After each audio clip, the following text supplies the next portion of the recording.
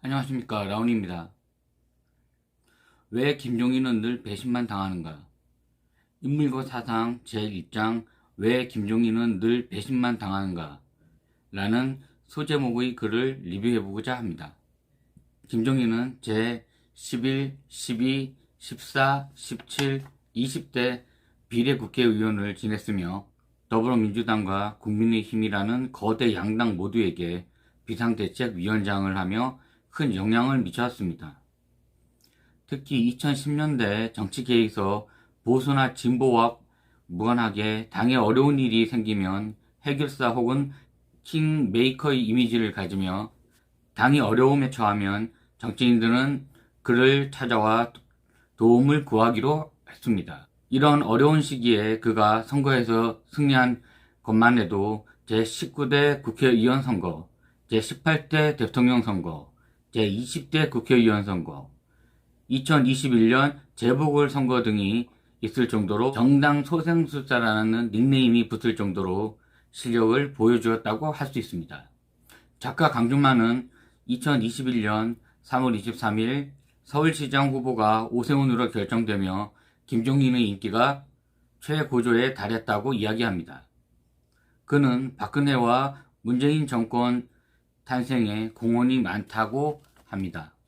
하지만 강준만은 4월 7일 서울시장 보궐선거 이후의 김종인의 언행에 대해서는 많은 실망을 느꼈다고 서술합니다.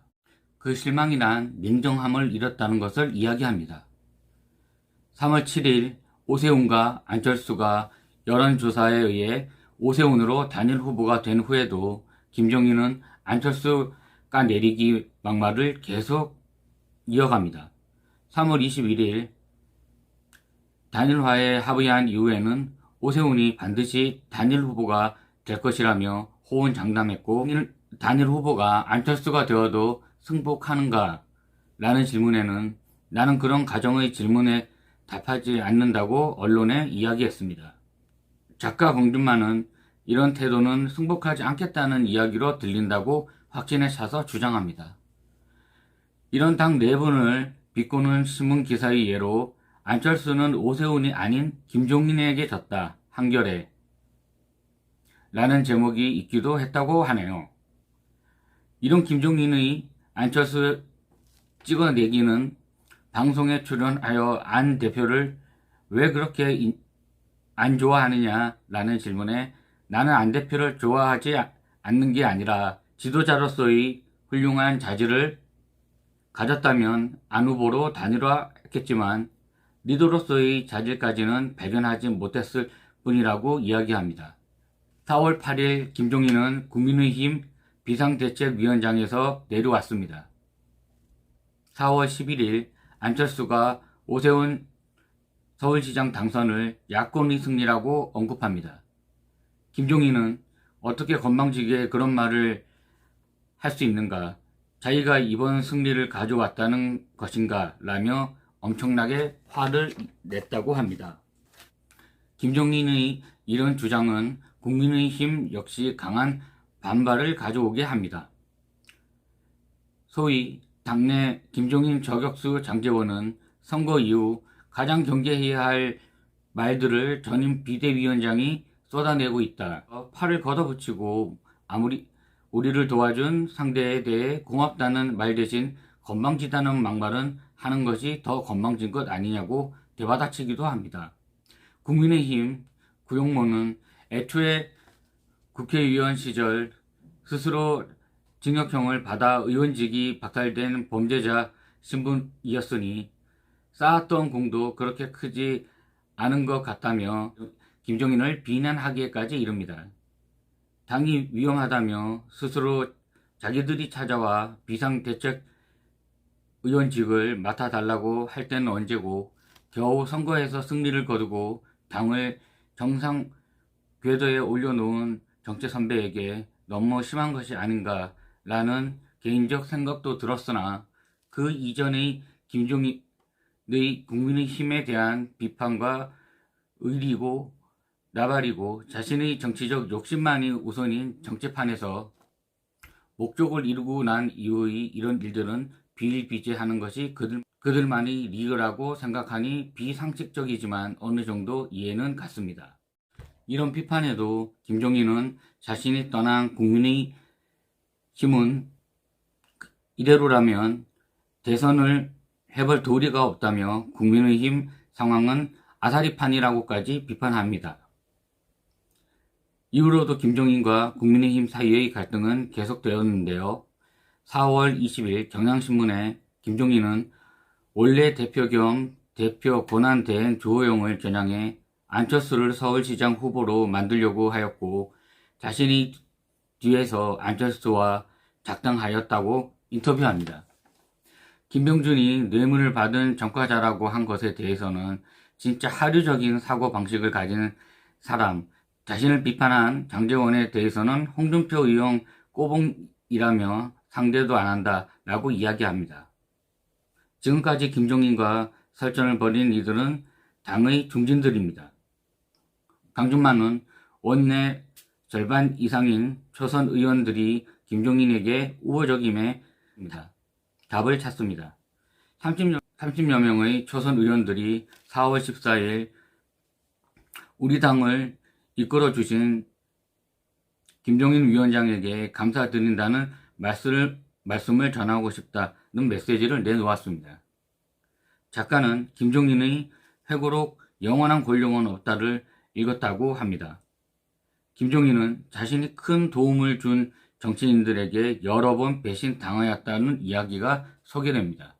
소신과 고집의 차이는 이성의 영역에 머무르면 소신이고 감정의 영역에 머무르면 고집이 된다고 합니다. 인간 김종인은 소신과 고집의 경계선상에서 언제나 결정적 선택이나 판단을 내리는 인간으로 작가는 설명하고 있습니다. 자신이 배신을 당한 것도 일방적으로 당한 동시에 상당 부분 자신의 책임도 있다는 내용으로 그의 책에 나와 있다고 합니다. 그는 문재인에게도 배신을 당하였는데요. 그의 부인 김미경은 이렇게 증언하고 있습니다.